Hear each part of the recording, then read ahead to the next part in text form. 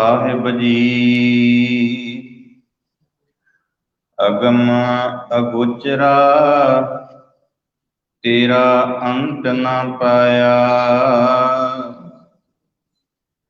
अंतो न पाया किनै तेरा। अपना आप तू पछाण जाने, अंतो न पाया किनै तेरा। अपना आप तू जाने, जी जंत सब खेल तेरा।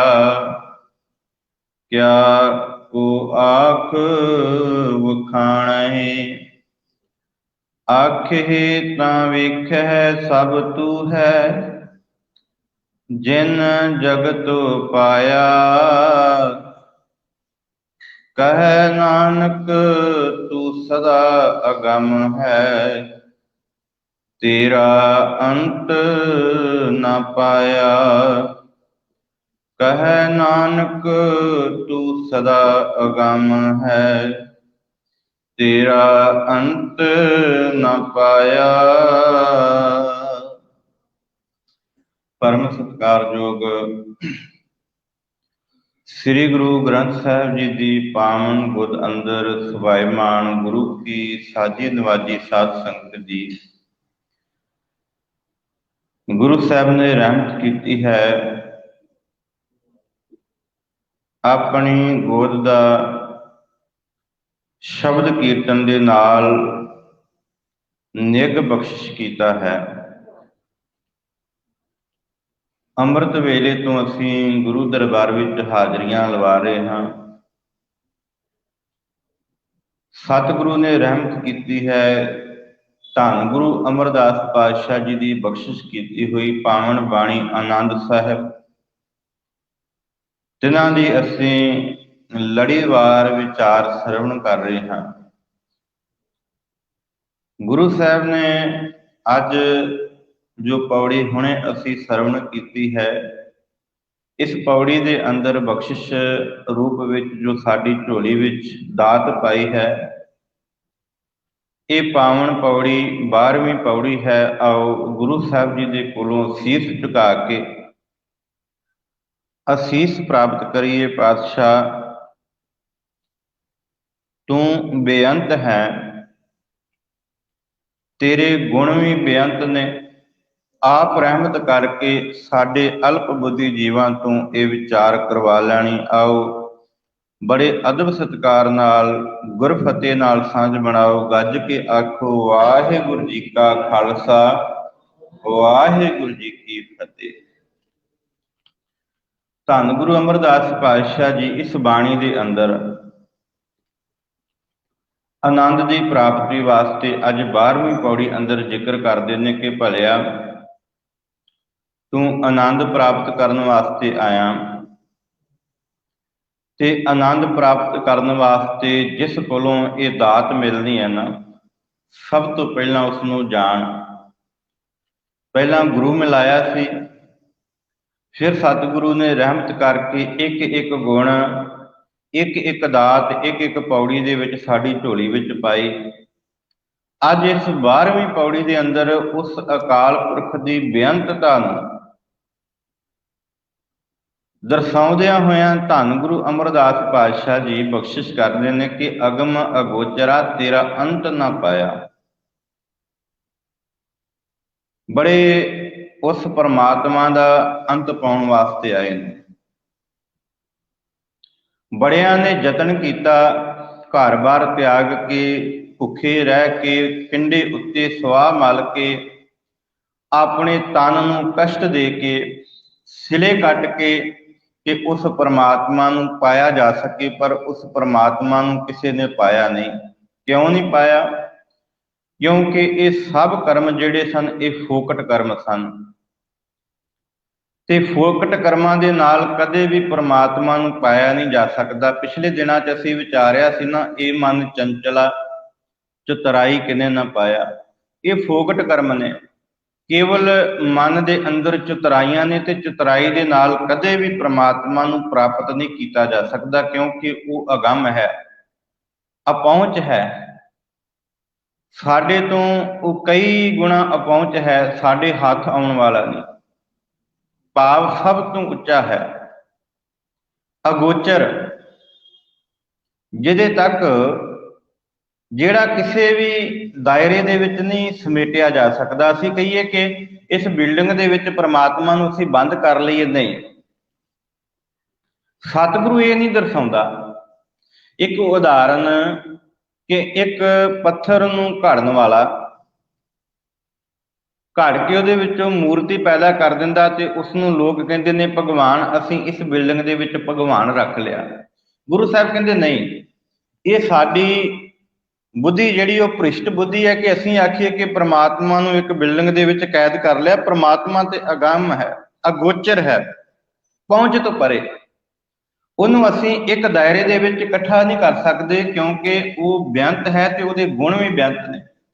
ਜਦੋਂ ਅਸੀਂ ਜਪਜੀ ਸਾਹਿਬ ਪੜ੍ਹਦੇ ਹਾਂ ਨਾ, ਤੇ ਜਪਜੀ ਸਾਹਿਬ ਦੇ ਅੰਦਰ ਸਤਿਗੁਰੂ ਧੰਨ ਗੁਰੂ ਨਾਨਕ ਸਾਹਿਬ ਸੱਚੇ ਪਾਤਸ਼ਾਹ ਜੀ ਬਖਸ਼ਿਸ਼ ਕਰਦੇ ਨੇ ਕਿ ਅੰਤ ਨਾ ਸਿਫਤੀ ਕਹਿਣ ਨਾ ਅੰਤ, ਅੰਤ ਨਾ ਕਰਨਾ ਦੇਣ ਨਾ ਅੰਤ, ਅੰਤ ਨਾ ਵੇਖਣ ਸੁਣਨ ਨਾ ਅੰਤ, ਅੰਤ ਨਾ ਜਾਪੈ ਕਿਆ ਮਨ ਮੰਤ। ਅੰਤ ਨਾ ਜਾਪੈ ਕੀਤਾ ਆਕਾਰ, ਅੰਤ ਨਾ ਜਾਪੈ ਪਾਰਾਵਾਰ, ਅੰਤ ਕਾਰਨ ਕੇਤੇ ਬਿਲ ਲਾਹੇ ਤਾਂ ਕਿ ਅੰਤ ਨਾ ਪਾਏ ਜਾਏ। ਤੇ ਸਤਿਗੁਰੂ ਗੁਰੂ ਨਾਨਕ ਸਾਹਿਬ ਸੱਚੇ ਪਾਤਸ਼ਾਹ ਜੀ ਅੱਗੇ ਬਖਸ਼ਿਸ਼ ਕਰਦੇ ਨੇ ਕਿ ਉਸ ਪਰਮਾਤਮਾ ਦਾ ਅੰਤ ਨਹੀਂ ਪਾਇਆ ਜਾ ਸਕਦਾ। ਇਹੋ ਅੰਤ ਨਾ ਜਾਣੇ ਕੋਏ, ਬਹੁਤਾ ਕਹੀਏ ਬਹੁਤਾ ਹੋਏ। ਉਹਨੂੰ ਅਸੀਂ ਬੰਨ ਸਕਦੇ ਹਾਂ? ਨਹੀਂ। ਉਹਨੂੰ ਇੱਕ ਦਾਇਰੇ ਦੇ ਵਿੱਚ ਜਿਹੜਾ ਵਾ ਅਸੀਂ ਨਹੀਂ ਸਮੇਟ ਸਕਦੇ। ਇੱਕ ਪਾਵਨ ਬਚਨ ਹੈ ਗੁਰਬਾਣੀ ਦਾ, ਭਗਤ ਸਾਹਿਬਾਨਾਂ ਦੀ ਬਾਣੀ ਦੇ ਅੰਦਰੋਂ ਭਗਤ ਸਾਹਿਬਾਨ ਬਖਸ਼ਿਸ਼ ਕਰਦੇ ਨੇ ਕਿ ਜਿਸ ਦਿਨ ਕ੍ਰਿਸ਼ਨ ਨੂੰ ਭਗਵਾਨ ਮੰਨਿਆ ਜਾਂਦਾ ਸੀ ਤੇ ਦੁਰਯੋਧਨ ਨੇ ਕ੍ਰਿਸ਼ਨ ਨੂੰ ਆਪਣੇ ਕੋਲ ਬੁਲਾਇਆ। ਇੱਕ ਭਗਤ ਆਪਣੇ ਇਸ਼ਟ ਨੂੰ ਆਪਣੇ ਕੋਲ ਬੁਲਾਉਂਦਾ ਹੈ। ਤੇ ਮੈਂ ਬੇਨਤੀ ਕਰਾਂ, ਕਿਉਂਕਿ ਸਾਡੇ ਅੰਦਰ ਛਲ ਹੈ, ਫਰੇਬ ਹੈ, ਚਤੁਰਾਈਆਂ ਨੇ। ਜਿਸ ਦਿਨ ਸ੍ਰੀ ਕ੍ਰਿਸ਼ਨ ਜੀ ਦੁਰਯੋਧਨ ਦੇ ਮਹਿਲਾਂ ਵਿੱਚ ਪਹੁੰਚੇ ਆ ਨਾ, ਤੇ ਦੁਰਯੋਧਨ ਆਪਣੇ ਮਹਿਲਾਂ ਤੋਂ ਬਾਹਰ ਗਿਆ ਸੀ, ਭਾਵ ਉਸ ਤਖਤ ਦੇ ਉੱਤੇ ਬਿਰਾਜਮਾਨ ਨਹੀਂ ਸੀ। ਤੇ ਸ੍ਰੀ ਕ੍ਰਿਸ਼ਨ ਜੀ ਪਹੁੰਚੇ ਨੇ, ਸਾਹਮਣੇ ਦੇਖਿਆ ਤਖਤ ਤੇ ਨਹੀਂ ਬੈਠੇ। ਉਸ ਮਹਿਲਾਂ ਦੇ ਵਿੱਚੋਂ ਫੇਰਾ ਪਾ ਕੇ ਤੇ ਸ੍ਰੀ ਕ੍ਰਿਸ਼ਨ ਜੀ ਬਿਦਰ ਦੀ ਝੁੱਗੀ ਵਿੱਚ ਆਣ ਕੇ ਰੁਕ ਗਏ। ਤੇਰਾ ਅੰਤ ਨਾ ਪਾਇਆ। ਹੁਣ ਸ੍ਰੀ ਕ੍ਰਿਸ਼ਨ ਜੀ ਜਦੋਂ ਬਿਦਰ ਦੇ ਕੋਲ ਆਣ ਕੇ ਬੈਠੇ ਨੇ, ਦੁਰਯੋਧਨ ਨੇ ਆਖਿਆ ਕਿ ਬੁਲਾਇਆ ਤੇ ਮੈਂ ਸੀ, ਪਰ ਕੀ ਹੋਇਆ ਕਿ ਕ੍ਰਿਸ਼ਨ ਮੇਰੇ ਮਹਿਲਾਂ ਤੋਂ ਉੱਠ ਕੇ ਤੇ ਜਾ ਉਸ ਬਿਦਰ ਦੀ ਝੁੱਗੀ ਵਿੱਚ ਠਹਿਰਿਆ। ਜਿਸ ਦਿਨ ਇਹ ਜਾ ਕੇ ਸਵਾਲ ਕੀਤਾ ਤੇ ਕ੍ਰਿਸ਼ਨ ਨੇ ਆਖਿਆ ਸੀ, ਬਿਦਰ ਮਾਫ ਕਰਨਾ ਦੁਰਯੋਧਨ, ਦੇਖ ਤੇਰੇ ਮਹਿਲਾਂ ਵਿੱਚ ਉਹ ਸੁੱਖ ਨਹੀਂ ਜਿਹੜਾ ਇਸ ਦੀ ਝੁੱਗੀ ਵਿੱਚ ਸੁੱਖ ਹੈ। ਤੂੰ ਆਪਣੇ ਮਹਿਲਾਂ ਵਿੱਚ ਬੈਠਾ ਹੋਇਆ ਆਪਣੇ ਧਨ ਦੇ ਉੱਤੇ ਗੁਮਾਨ ਕਰਦਾ, ਆਪਣੀਆਂ ਫੌਜਾਂ ਦੇ ਉੱਤੇ ਗੁਮਾਨ ਕਰਦਾ, ਪਰ ਇਸ ਝੁੱਗੀ ਦੇ ਵਿੱਚ ਕੇਵਲ ਉਸ ਪ੍ਰਮਾਤਮਾ ਦੀ ਬੰਦਗੀ ਹੈ। ਇੱਥੇ ਕੇਵਲ ਉਸ ਪ੍ਰਮਾਤਮਾ ਦੇ ਨਾਮ ਨੂੰ ਜਪਿਆ ਜਾਂਦਾ ਹੈ।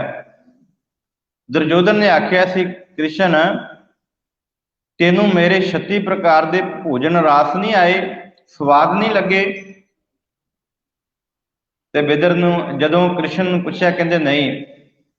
ਕਹਿੰਦੇ ਫਿਰ ਇਹਦਾ ਇਹ ਲੂਣਾ ਸਾਗ ਜਿਹਦੇ ਵਿੱਚ ਲੂਣ ਵੀ ਨਹੀਂ ਪਿਆ, ਤੈਨੂੰ ਕਿਉਂ ਇਹ ਸਵਾਦ ਲੱਗਾ? ਤੇ ਕ੍ਰਿਸ਼ਨ ਨੇ ਆਖਿਆ ਸੀ, ਇਹ ਪ੍ਰੇਮਾ ਭਗਤੀ ਦੇ ਨਾਲ ਬਣਿਆ ਹੋਇਆ, ਮੈਂ ਇਹ ਚੈੱਕ ਕਰਨ ਨਹੀਂ ਸੀ ਆਇਆ, ਮੈਂ ਇਹ ਦੇਖਣ ਵਾਸਤੇ ਨਹੀਂ ਸੀ ਆਇਆ ਕਿ ਇਸ ਸਾਗ ਵਿੱਚ ਲੂਣ ਹੈ, ਤੇਰੀ ਖੀਰ ਵਿੱਚ ਬਦਾਮ ਗਿਰੀਆਂ ਨੇ। ਮੈਂ ਤੇ ਇਹ ਦੇਖਣ ਆਇਆ ਸੀ ਕਿ ਜਿਸ ਨੇ ਮੈਨੂੰ ਹਿਰਦੇ ਘਰ ਵਿੱਚ ਵਸਾਇਆ ਉਹ ਕਿਹੜਾ ਹੈ, ਤੇ ਉਹ ਹੈ ਬਿਦਰ।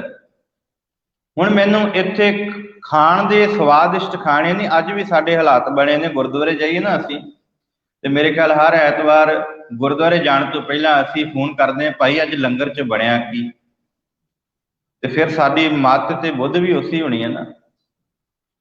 ਇਹ ਸਾਡੇ ਹਾਲਾਤ ਬਣੇ ਨੇ ਹਰ ਗੁਰਦੁਆਰੇ ਦੇ, ਇੱਕ ਨਹੀਂ, ਹਰ ਗੁਰਦੁਆਰੇ ਦੇ ਅੰਦਰ ਇਹੀ ਹਾਲਾਤ ਨੇ। ਜਿਸ ਦਿਨ ਵੀ ਸੰਗਤ ਨੇ ਗੁਰਦੁਆਰੇ ਆਉਣਾ, ਸਭ ਤੋਂ ਪਹਿਲਾਂ ਫੋਨ ਕੀਤਾ ਜਾਂਦਾ ਕਿ ਭਾਈ ਅੱਜ ਲੰਗਰ ਦੇ ਵਿੱਚ ਕੀ ਬਣਿਆ।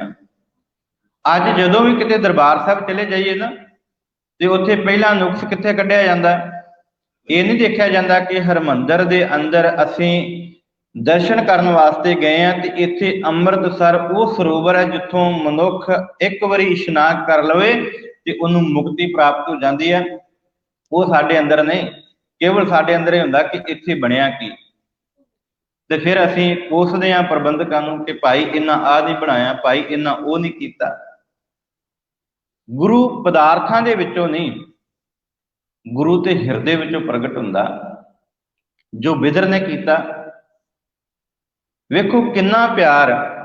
ਹੱਥ ਵਿੱਚ ਫਰੂਟ ਹੈ, ਕੇਲੇ ਹੈ, ਤੇ ਕੇਲੇ ਨੂੰ ਛਿੱਲ ਕੇ ਵਿੱਚੋਂ ਗਿਰੀ ਬਾਹਰ ਕੱਢ ਕੇ ਸੁੱਟ ਦਿੱਤੀ ਤੇ ਕ੍ਰਿਸ਼ਨ ਨੂੰ ਇੰਨੇ ਭਾਵਨਾ ਦੇ ਨਾਲ ਉਹ ਕੇਲੇ ਦੀਆਂ ਛਿਲਕਾਂ ਹੀ ਪੇਸ਼ ਕਰੀ ਜਾ ਰਿਹਾ ਤੇ ਕ੍ਰਿਸ਼ਨ ਜੀ ਵੀ ਨਹੀਂ ਦੇਖਦੇ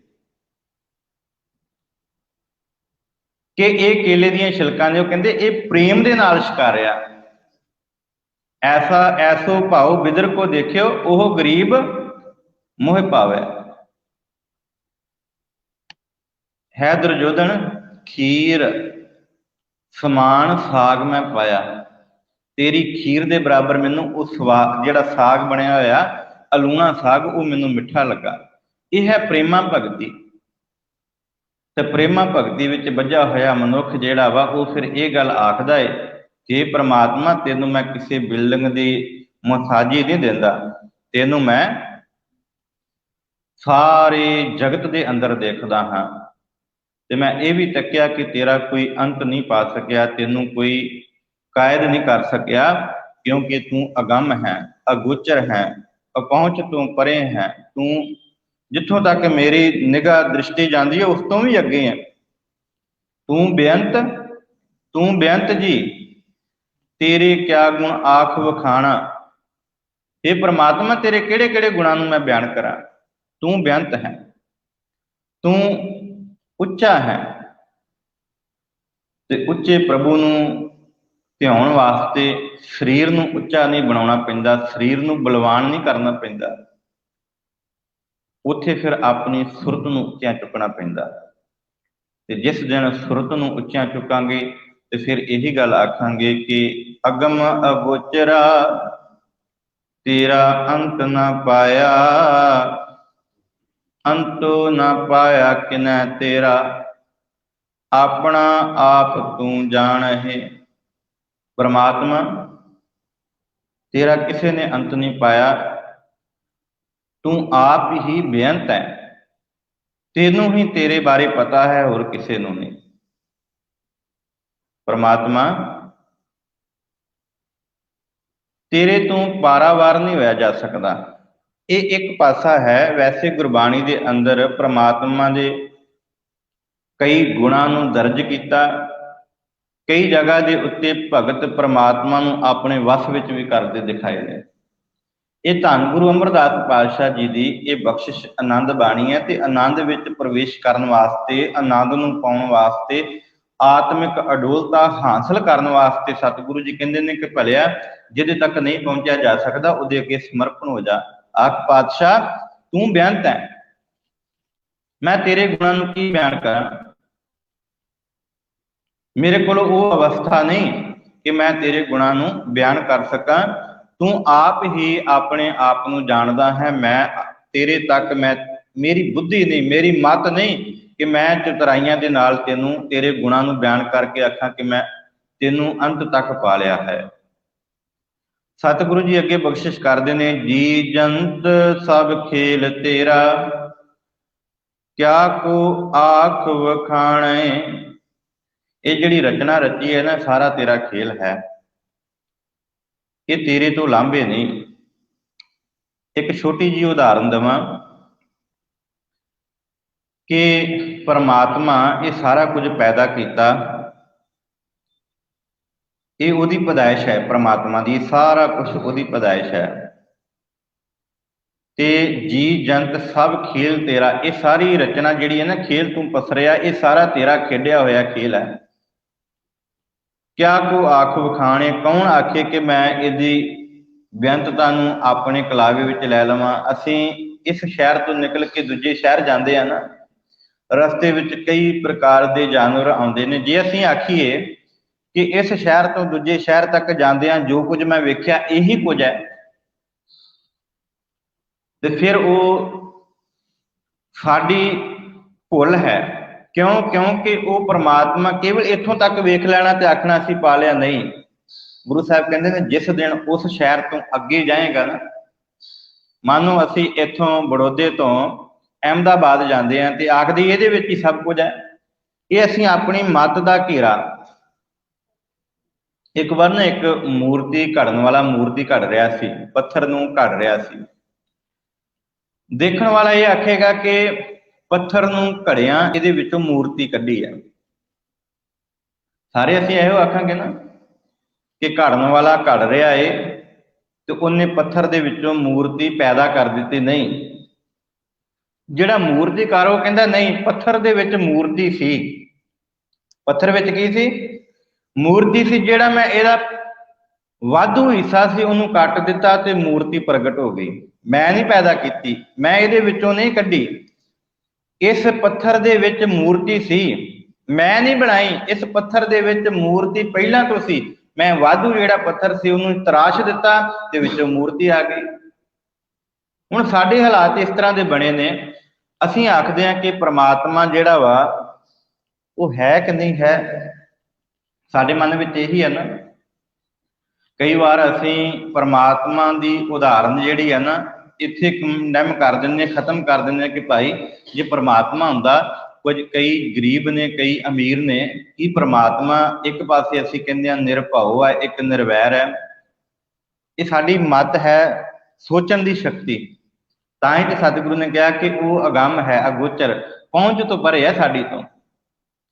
असीं तां ही नहीं ना पहुंच सकते क्योंकि असीं अपनी मत जिहड़ी है उहनूं एक थां ते बन लिया। ते जदों भी कोई गल हुंदी है कि जे परमात्मा होवे, साडे ते दुख आवे, परमात्मा होवे ते मैनूं दुखी करे। मैं रोजाना गुरुद्वारे जाना, मैं गुरु घर दे विच जाके मत्था टेकदा। नहीं, परमात्मा इन्हां चीज़ां दे विच नहीं कि असीं ये दुख सुख दे विचों लभदे फिरीए कि परमात्मा है कि नहीं है। परमात्मा कित्थे है? परमात्मा ने हवा पैदा की। दुख सुख परमात्मा ने जिहड़ा वा इस शरीर नूं ये असीं प्रगट करदे हां। गलत काम करांगे दुख आउंदा, चंगा काम करांगे सुख आवेगा। परमात्मा ने हवा पैदा की कि वो अमीर नूं ज़्यादा ते गरीब नूं घट है? सब नूं एक बराबर है। अमीर भी उस हवा नूं खा रहा ते गरीब भी बराबर दा। धुप आई है, सूरज उदय होया कि गरीब दे घर रोशनी घट है, अमीर दे घर वध है? नहीं, बराबर दी रोशनी दिती है। ये परमात्मा वालों पैदा जी जंत, ये सारा कुछ जिहड़ा पैदा कीता ना, ये परमात्मा वालों पसारा पसारिया होया। इहदे विच जे मनुखा शरीर बनाया तो सब दे विच एक रंग दा लहू है। शरीर की बनावट विच ये हो सकता है कि घट वध हो सकता, पर नहीं। फिर एक उदाहरण होर दे के मैं अगे चलां। जदों परमात्मा ने ये शरीर पैदा किए ना, ये अंदर एक मशीन लाई है जिहड़ी साडे अंदर तन दे अंदर प्रशादा जांदा, कोई भी असीं खाने उहदे तो खून बनदा। ते उदाहरण के तौर के उत्ते जे मनुखा शरीर के अंदर प्रशादा जांगा तो उहदे अंदर भी उही खून बनदा। ते जे एक कीड़ी नूं तक लईए, कीड़ी नूं, छोटी जी कीड़ी है, वो भी ताकत उन्नी रखदी है जो वो खांदी, उहदे अंदर भी उही खून बनदा। हुण ये नहीं कि कीड़ी छोटी है उहदे अंदर ताकत घट है ते मनुखा शरीर वड्डा है इहदे अंदर ताकत वध है। नहीं, बराबर दा जिहड़ा वा जो हिस्सा परमात्मा ने बनाया वो सब कुछ बराबर दा है। असीं केवल जो संसारी तत्त ने उन्हां नूं तक के आखण लग पैंदे कि नहीं परमात्मा नहीं नज़र आउंदा। क्यों? क्योंकि गुरु साहब कहंदे ने वो निरभउ आ, किसी नाल उहनूं निर्वैर आ, किसी नाल उहदा वैर विरोध नहीं, किसी तो वो डरदा भी नहीं ते किसी नाल उहदा वैर विरोध भी नहीं। फिर साडे नाल क्यों वैर? असीं तो उहदी बंदगी करदे हां। सतगुरु कहंदे नहीं, तुसीं अपने कर्मां दा फल भोग रहे जे। ਜਿਹੜਾ ਕਰਮ ਕੀਤਾ, ਜੇ ਮੇਰਾ ਕੋਈ ਵੀ ਕਰਮ ਕਰਦਿਆਂ ਧਿਆਨ ਖਿੰਡ ਗਿਆ ਧਿਆਨ, ਤੇ ਮੇਰੇ ਉੱਤੇ ਉਹ ਵਿਪਤਾ ਆਣ ਪਈ, ਤੇ ਇਹ ਪ੍ਰਮਾਤਮਾ ਦਾ ਕਸੂਰ ਨਹੀਂ। ਮੈਂ ਆਪਣੀ ਜਿਹੜੀ ਮੱਤ ਸੀ ਨਾ, ਗੁਰੂ ਸਾਹਿਬ ਨੇ ਕਿਹਾ ਆਪਣੇ ਮਨ ਨੂੰ ਗੁਰੂ ਨੂੰ ਸੌਂਪ। ਆਪਣਾ ਮਨ ਜਿਹੜਾ ਸਿੱਧਾ ਸੁਚੇਤ ਹੋ ਕੇ ਬੈਠ। ਧਿਆਨ ਦਿਓ, ਜਦੋਂ ਅਸੀਂ ਬਾਣੀ ਪੜ੍ਹਦੇ ਆ ਨਾ, ਜਦੋਂ ਅਸੀਂ ਸੁਚੇਤ ਹੋ ਕੇ ਪੜ੍ਹਦੇ ਹਾਂ, ਨਾ ਸਾਡੇ ਲਾਗੇ ਨੀਂਦ ਆਉਂਦੀ ਹੈ, ਨਾ ਸਾਨੂੰ ਆਲਸ ਲੱਗਦਾ, ਨਾ ਸਾਨੂੰ ਘਰੋਂ ਨਿਕਲਣ ਤੋਂ ਬਾਅਦ ਗੁਰਦੁਆਰੇ ਜਦੋਂ ਬੈਠ ਜਾਂਦੇ ਹਾਂ ਘਰ ਦੀਆਂ ਚਿੰਤਾਵਾਂ ਸਤਾਉਂਦੀਆਂ ਨੇ। ਜਦੋਂ ਸੁਚੇਤ ਹੋ ਕੇ ਬੈਠਦੇ ਹਾਂ, ਤੇ ਜਿਸ ਦਿਨ ਮਨੁੱਖ ਅਚੇਤ ਹੋ ਜਾਵੇ, ਫਿਰ ਨੀਂਦ ਵੀ ਘੇਰਾ ਪਾ ਲੈਂਦੀ ਹੈ। ਫਿਰ ਨੀਂਦ ਵੀ ਘੇਰਾ ਪਾਉਂਦੀ ਹੈ, ਘਰ ਦੀਆਂ ਚਿੰਤਾਵਾਂ ਵੀ ਜਿਹੜੀਆਂ ਉਹ ਖਾਂਦੀਆਂ ਨੇ। ਤੇ ਜਦੋਂ ਫਿਰ ਇਹ ਸਭ ਕੁਝ ਹੁੰਦਾ, ਇਹਨੂੰ ਹਾਦਸਾ ਕਹਿ ਦਿੰਦੇ ਕਿ ਆਹ ਹਾਦਸਾ ਵਾਪਰ ਗਿਆ। ਕਿਸ ਤਰ੍ਹਾਂ? ਸੁਚੇਤ ਮਨ ਦੇ ਨਾਲ ਹਾਦਸਾ ਨਹੀਂ ਵਾਪਰਦਾ, ਅਚੇਤ ਮਨ ਦੇ ਨਾਲ ਜਦੋਂ ਚੇਤੇ ਵਿੱਚ ਇਹਨੂੰ ਵਿਸਰ ਜਾਂਦਾ, ਉਦੋਂ ਹਾਦਸਾ ਵਾਪਰ ਜਾਂਦਾ। ਤੇ ਫਿਰ ਜੇ ਅਚੇਤ ਮਨ ਦੇ ਨਾਲ ਕੀਤਾ ਹੋਇਆ ਕੰਮ, ਉਹਦੇ ਨਾਲ ਹਾਦਸਾ ਵਾਪਰਦਾ, ਮਾਨੋ ਕਿਸੇ ਦੇ ਤਨ ਉੱਤੇ ਕੋਈ ਕਸ਼ਟ ਆਉਂਦਾ, ਤੇ ਫਿਰ ਪਰਮਾਤਮਾ ਨੂੰ ਦੁੱਖ ਦਈਏ, ਫਿਰ ਬੜੀ ਮਾੜੀ ਗੱਲ ਹੈ। ਇਹ ਅਚੇਤ ਮਨ ਦੇ ਨਾਲ ਕੀਤਾ ਹੋਇਆ ਕੰਮ, ਮਾਨੋ ਜਿਸ ਤਰ੍ਹਾਂ ਮੇਰਾ ਹੱਥ ਕੱਟਿਆ, ਟੋਕੇ ਵਿੱਚ ਆਇਆ, ਮਸ਼ੀਨ ਵਿੱਚ ਮਾੜਾ ਜਿਹਾ ਧਿਆਨ ਖਿੰਡਿਆ ਤੇ ਮਸ਼ੀਨ ਵਿੱਚ ਚਲਾ ਗਿਆ। ਇਹ 'ਚ ਪ੍ਰਮਾਤਮਾ ਦਾ ਕੋਈ ਕਸੂਰ ਨਹੀਂ ਹੈ। ਜਿਹੜਾ ਕਰਮ ਮੈਂ ਕਰ ਰਿਹਾ ਸੀ, ਉਸ ਕਰਮ ਨੂੰ ਕਰਦਿਆਂ ਕਰਦਿਆਂ ਮੇਰੇ ਮਨ ਦੀ ਜਿਹੜੀ ਭਟਕਣਾ ਸੀ, ਉਹ ਦੂਜੇ ਪਾਸੇ ਚਲੀ ਗਈ। ਤੇ ਜਿਸ ਦਿਨ ਮਨ ਭਟਕ ਗਿਆ, ਅਚੇਤ ਹੋ ਗਿਆ ਮਨ, ਇਹ ਭੁੱਲ ਗਿਆ ਕਿ ਮੈਂ ਕੀ ਕਰ ਰਿਹਾ ਸੀ, ਧਿਆਨ ਦੂਜੇ ਪਾਸੇ ਗਿਆ, ਤੇ ਉਹ ਹਾਦਸਾ ਵਾਪਰ ਗਿਆ। ਇਸੇ ਤਰ੍ਹਾਂ ਅਸੀਂ ਜਦੋਂ ਗੁਰਦੁਆਰੇ ਆਉਂਦੇ ਆ ਨਾ, ਤੇ ਜਦੋਂ ਬਾਣੀ ਪੜ੍ਹਦੇ ਆ, ਜਦੋਂ ਅਸੀਂ ਆਣ ਕੇ ਗੁਰੂ ਦੀ ਗੋਦ ਵਿੱਚ ਬੈਠਦੇ ਆ, ਤੇ ਸੁਚੇਤ ਹੋ ਕੇ ਬਹਿਆ ਕਰੀਏ, ਫਿਰ ਸਾਡੇ ਮਨ ਦੀ ਭਟਕਣਾ ਦੂਰ ਹੋ ਜਾਵੇਗੀ। ਮਨ ਕਦੇ ਵੀ ਭਟਕੇਗਾ ਨਹੀਂ। ਫਿਰ ਅਸੀਂ ਜੋ ਕਰਮ ਕਰਨ ਵਾਸਤੇ ਆਏ ਆ, ਸਾਡਾ ਮਨ ਕਹਿੰਦਾ ਕਿ ਬਾਣੀ ਪੜ੍ਹ, ਤੇ ਬਾਣੀ ਪੜ੍ਹਦੇ ਪਏ ਆ, ਫਿਰ ਮਨ ਵਿੱਚ ਇਹ ਖਿਆਲ ਨਹੀਂ ਕਿ ਟਾਈਮ ਕਿੰਨਾ ਹੋ ਗਿਆ, ਮੈਂ ਇੱਥੋਂ ਨਿਕਲਣਾ ਹੈ, ਮੈਂ ਜਾਣਾ ਹੈ, ਜਲਦੀ ਜਾਣਾ ਹੈ। ਨਹੀਂ, ਫਿਰ ਜੋ ਸਮਾਂ ਹੈ ਨਾ, ਮੈਂ ਟਾਈਮ ਕੱਢ ਕੇ ਆਇਆ ਕਿ ਮੈਂ 15 ਮਿੰਟ 20 ਮਿੰਟ ਗੁਰੂ ਦੀ ਗੋਦ ਵਿੱਚ ਬੈਠਣਾ, ਉਹ ਫਿਰ 15-20 ਮਿੰਟ ਜਿਹੜੇ ਨੇ ਉਹ ਆਟੋਮੈਟਿਕ ਹੀ ਉਹ 15-20 ਮਿੰਟ ਆਪਣਾ ਧਿਆਨ ਜੋੜ ਕੇ ਬੈਠਦਾ। ਜਦੋਂ 20 ਮਿੰਟ ਹੁੰਦੇ ਨੇ, ਸਤਿਗੁਰੂ ਆਪ ਤੈਨੂੰ ਢੰਡੋਲਦਾ ਕਿ ਸੱਜਣਾ ਤੂੰ ਹੁਣ ਵਾਪਸ ਜਾਣਾ। ਇਹ ਸੁਚੇਤ ਮਨ ਦੀਆਂ ਗੱਲਾਂ ਨੇ, ਤੇ ਅਚੇਤ ਮਨ ਦੇ ਨਾਲ ਸਦਾ ਹਾਦਸੇ ਹੁੰਦੇ ਨੇ। ਸਤਿਗੁਰੂ ਸਾਹਿਬ ਸੱਚੇ ਪਾਤਸ਼ਾਹ ਜੀ ਬਖਸ਼ਿਸ਼ ਕਰ ਦਿੰਦੇ ਕਿ ਸੱਜਣਾ ਸੁਚੇਤ ਹੋ ਕੇ ਬੈਠ। ਜਿਸ ਦਿਨ ਸੁਚੇਤ ਹੋ ਕੇ ਬੈਠੇਗਾ, ਫਿਰ ਤੂੰ ਇਹ ਨਹੀਂ ਗੱਲ ਆਖੇਗਾ ਕਿ ਮੈਂ ਪਰਮਾਤਮਾ ਨੂੰ ਪਾਉਣਾ, ਪਰਮਾਤਮਾ ਨੂੰ ਪਾਉਣ ਵਾਸਤੇ ਮੈਨੂੰ ਜੋ ਵੀ ਕਰਨਾ ਪਵੇ, ਕਸ਼ਟ ਝੇਲਣੇ ਪੈਣ। ਨਹੀਂ, ਗੁਰੂ ਸਾਹਿਬ ਕਹਿੰਦੇ ਨੇ ਨਹੀਂ ਸੱਜਣਾ, ਜੇ ਉਸ ਪਰਮਾਤਮਾ ਨੂੰ ਪਾਉਣਾ ਹੈ ਨਾ, ਤੇ ਫਿਰ ਉਹਨੂੰ ਜਾਣ ਤੇ ਇਹ ਆਖ ਕਿ ਉਹ ਬੇਅੰਤ ਹੈ, ਉਹਦਾ ਕੋਈ ਵੀ ਅੰਤ ਨਹੀਂ ਪਾ ਸਕਦਾ। ਕਿਉਂ? ਕਿਉਂਕਿ ਉਹ ਅਪਹੁੰਚ ਹੈ, ਤੇ ਉਹ ਅਪਹੁੰਚ ਨੇ ਇਹ ਸਭ ਕੁਝ ਜਿਹੜਾ ਪਸਾਰਿਆ ਹੋਇਆ, ਇਹ ਉਸ ਪਰਮਾਤਮਾ ਦੀ ਰਹਿਮਤ ਹੈ। ਜੀ ਜੰਤ ਸਭ ਖੇਲ ਤੇਰਾ, ਕਿਆ ਕੋ ਆਖ ਵਖਾਣੇ। ਕੋਈ ਕਹਿ ਸਕਦਾ, ਕੋਈ ਬਿਆਨ ਕਰ ਸਕਦਾ? ਜੋ ਕੁਝ ਵੀ ਪਸਾਰਾ ਹੈ ਗਿਣਤੀ ਕਰ ਸਕਦੇ ਹਾਂ? ਕੇਵਲ ਅਸੀਂ ਤੇ ਇਹੀ ਕਹਿ ਸਕਦੇ ਨਾ, ਗੁਰੂ ਸਾਹਿਬ ਨੇ ਆਖਿਆ 84 ਲੱਖ ਜੂਨਾਂ, ਕੀ ਅਸੀਂ 84 ਲੱਖ ਜੂਨਾਂ ਲਿਖ ਸਕਦੇ ਹਾਂ? ਜੇ ਲਿਖ ਵੀ ਲਈਆਂ, ਉਹਨਾਂ ਵਿੱਚੋਂ ਕਈ ਨਸ਼ਟ ਹੋ ਜਾਣੀਆਂ, ਕਈ ਨਵੀਆਂ ਪੈਦਾ ਹੋ ਜਾਣੀਆਂ। ਤੁਸੀਂ ਦੇਖਿਆ ਹੋਵੇਗਾ ਪੁਰਾਣੇ ਸਮੇਂ ਵਿੱਚ ਕਈ ਚਿੜੀਆਂ ਜਿਹੜੀਆਂ ਸਨ, ਉਹ ਅਸੀਂ ਨਜ਼ਰ ਦੇਖਦੇ ਹੁੰਦੇ ਸਾਂ, ਉਹ ਚਿੜੀਆਂ ਦੀ ਜਾਤੀ ਜਿਹੜੀ ਖਤਮ ਹੋ ਗਈ, ਨਵੀਆਂ ਆ ਗਈਆਂ। ਪਰਮਾਤਮਾ ਕਈਆਂ ਨੂੰ ਖਤਮ ਕਰ ਦਿੰਦਾ, ਨਵੇਂ ਜੀਵ ਪੈਦਾ ਕਰ ਦਿੰਦਾ। ਅਸੀਂ ਲਿਖ ਨਹੀਂ ਸਕਦੇ, ਅਸੀਂ ਉਹਦੇ ਗੁਣਾਂ ਨੂੰ ਵੀ ਬਿਆਨ ਨਹੀਂ ਕਰ ਸਕਦੇ, ਤੇ ਉਹਦੇ ਪੈਦਾ ਕੀਤੇ ਹੋਏ ਜੀਵ ਜੰਤੂਆਂ ਨੂੰ ਵੀ ਨਹੀਂ ਗਿਣ ਸਕਦੇ। ਇਸ ਕਰਕੇ ਸਤਿਗੁਰੂ ਜੀ ਬਖਸ਼ਿਸ਼ ਕਰਦੇ ਨਾ, ਆਖ ਹੈ ਤਾਂ ਵੇਖੈ ਸਭ ਤੂੰ ਹੈ, ਜਿਨ ਜਗਤੋਂ ਪਾਇਆ। ਪ੍ਰਮਾਤਮਾ, ਮੈਂ ਤੇਰੇ ਅੱਗੇ ਅਰਦਾਸ ਕਰਦਾ, ਬੇਨਤੀ ਕਰਦਾ, ਤੇਰੇ ਅੱਗੇ ਸਜਦਾ ਕਰਦਾ, ਤੈਨੂੰ ਸੀਸ ਝੁਕਾਉਣਾ ਕਿ ਹੇ ਵਾਹਿਗੁਰੂ, ਤੂੰ ਆਪ ਹੀ ਇਹਨਾਂ ਜੀਵਾਂ ਨੂੰ ਪੈਦਾ ਕਰਦਾ, ਆਪ ਹੀ ਇਹਨਾਂ ਜੀਵਾਂ ਦੀ ਸੰਭਾਲ ਕਰਦਾ, ਆਪ ਹੀ ਹੁਕਮ ਦੇ ਕੇ ਇਹਨਾਂ ਨੂੰ ਪੈਦਾ ਕਰਦਾ, ਤੇ ਆਪ ਹੀ ਇਹਨਾਂ ਨੂੰ ਨਸ਼ਟ ਕਰ ਦਿੰਦਾ। ਆਖਿਆ ਹੈ ਤਾਂ ਵੇਖਿਆ ਸਭ ਤੂੰ ਹੈ। ਜੇ ਮੈਂ ਇਹਨੂੰ ਬਿਆਨ ਕਰਾਂ, ਕਹਾਂ ਕਿ ਇਹ ਵੇਖ ਕੇ ਤੇ ਮੈਂ ਆਖਣ ਲੱਗ ਜਾਵਾਂ, ਆਖਿਆ ਹੈ ਤਾਂ ਵੇਖਿਆ ਸਭ ਤੂੰ ਹੈ, ਸਭ ਥਾਈਂ ਮੈਨੂੰ ਤੂੰ ਹੀ ਆਉਂਦਾ। ਹੁਣ ਹੋਰ ਥਾਂ ਕੋਈ ਨਹੀਂ ਜਿੱਥੇ ਤੂੰ ਨਹੀਂ ਨਜ਼ਰ ਆਉਂਦਾ। ਜਿਨ ਜਗਤੋਂ ਪਾਇਆ, ਜਿਸ ਨੇ ਇਸ ਜਗਤ ਨੂੰ ਪੈਦਾ ਕੀਤਾ। ਹੁਣ ਹਰ ਜਗ੍ਹਾ ਦੇ ਉੱਤੇ ਇਹ ਪ੍ਰਮਾਤਮਾ ਜਲ ਥਲ ਮਹੀਅਰ ਪੂਰਿਆ, ਸੁਆਮੀ ਸਿਰਜਣਹਾਰ ਅਨਕ ਭਾਂਤ ਹੋਏ ਪਸਰਿਆ, ਨਾਨਕ ਏਕ ਓਂਕਾਰ। ਸਭ ਥਾਂ ਤੇ ਤੂੰ ਹੀ ਹੈ ਪ੍ਰਮਾਤਮਾ। ਹੁਣ ਮੇਰੀ ਨਜ਼ਰਾਂ ਦੇ ਵਿੱਚ ਤੂੰ ਹੀ ਦਿਖਦਾ ਹੈ, ਕਿਉਂਕਿ ਮੈਂ ਇਹ ਸਮਝ ਗਿਆ ਕਿ ਤੂੰ ਬੇਅੰਤ ਹੈ। ਮੈਂ ਤੇਰੇ ਗੁਣਾਂ ਨੂੰ ਧਾਰਨ ਕਰ ਕਰਕੇ ਮੈਂ ਆਖਾਂ ਤੇਰੇ ਤੱਕ ਮੈਂ ਪਹੁੰਚ ਕੇ ਤੇਰਾ ਅੰਤ ਪਾ ਲਵਾਂ, ਮੈਂ ਇਹ ਨਹੀਂ ਕਰ ਸਕਦਾ। ਬੇਨਤੀ ਹੈ ਪ੍ਰਮਾਤਮਾ ਜੀਓ, ਰਹਿਮਤ ਕਰਕੇ ਮੇਰੀ ਝੋਲੀ ਵਿੱਚ ਆਪਣੇ ਨਾਮ ਦੀ ਦਾਤ ਦਿਓ। ਮੈਂ ਇਸ ਪੈਦਾ ਕੀਤੀ ਹੋਈ ਸ੍ਰਿਸ਼ਟੀ ਦੇ ਵਿੱਚ ਤੈਨੂੰ ਦੇਖ ਦੇਖ ਕੇ ਤੇਰਾ ਆਨੰਦ ਮਾਣਾ। ਅਖੀਰ ਉੱਤੇ ਸਤਿਗੁਰੂ ਜੀ ਬਖਸ਼ਿਸ਼ ਕਰਦੇ ਨੇ, ਕਹੈ ਨਾਨਕ ਤੂੰ ਸਦਾ ਅਗੰਮ ਹੈ, ਤੇਰਾ ਅੰਤ ਨਾ ਪਾਇਆ। ਇਹ ਪ੍ਰਮਾਤਮਾ ਤੂੰ ਬੇਅੰਤ ਹੈ, ਤੇਰਾ ਕਿਸੇ ਨੇ ਅੰਤ ਨਹੀਂ ਪਾਇਆ। ਇਸ ਕਰਕੇ ਸਤਿਗੁਰੂ ਜੀ ਰਹਿਮਤ ਕਰਨੀ, ਅਸੀਂ ਤੇਰਾ ਅੰਤ ਪਾਉਣ ਵਾਸਤੇ ਨਹੀਂ ਆਏ, ਅਸੀਂ ਤੇਰੇ ਨਾਮ ਦੀ ਦਾਤ ਆਪਣੀ ਝੋਲੀ ਵਿੱਚ ਪਾਉਣ ਆਏ ਹਾਂ, ਕਿਉਂਕਿ ਤੂੰ ਬੇਅੰਤ ਹੈ।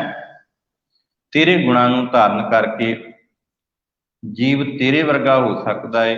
ਇਹ ਰਹਿਮਤ ਕਰਕੇ ਆਪਣੀ ਦਾਤ ਝੋਲੀ ਵਿੱਚ ਪਾ ਦੇ, ਤਾਂ ਕਿ ਅਸੀਂ ਤੇਰੇ ਗੁਣਾਂ ਨੂੰ, ਜਿੰਨੇ ਵੀ ਤੇਰੇ ਗੁਣ ਨੇ, ਉਹਨਾਂ ਨੂੰ ਯਾਦ ਕਰ ਕਰਕੇ ਸਦਾ ਤੇਰੇ ਨਾਮ ਵਿੱਚ ਲੀਨ ਹੋ ਕੇ ਆਪਣੀ ਆਤਮਾ ਦੇ ਉੱਤੇ ਉਹ ਸੱਚ ਨਾਮ ਦਾ ਰੰਗ ਚੜ੍ਹ ਸਕੀਏ।